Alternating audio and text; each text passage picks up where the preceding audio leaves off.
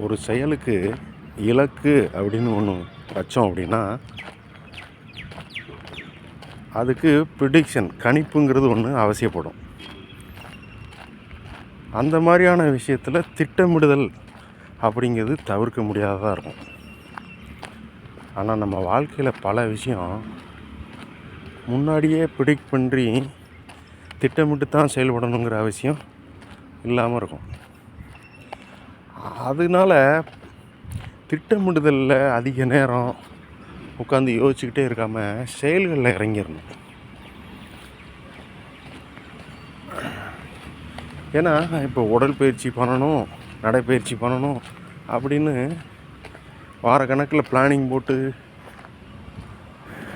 இத்தனை நாளில் இவ்வளோ கிலோ குறையலாம், கலோரி வேல்யூலாம் போட்டு பண்ண தேவையில்லை. உடனே நமக்கு இது கரெக்டு அப்படின்னு தோணுன அடுத்த செகண்டு செயலில் இறங்கிடணும். அதே போல் இது முடியக்கூடிய விஷயமும் கிடையாது.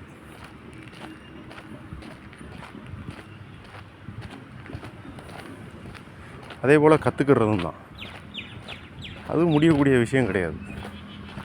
வாழ்க்கை பூரா பண்ணணும். ஸோ அதனால் வாழ்க்கையில் பல விஷயத்துக்கு திட்டமிடாமல் செயலில் இறங்குறதே சிறந்ததாக இருக்கும்.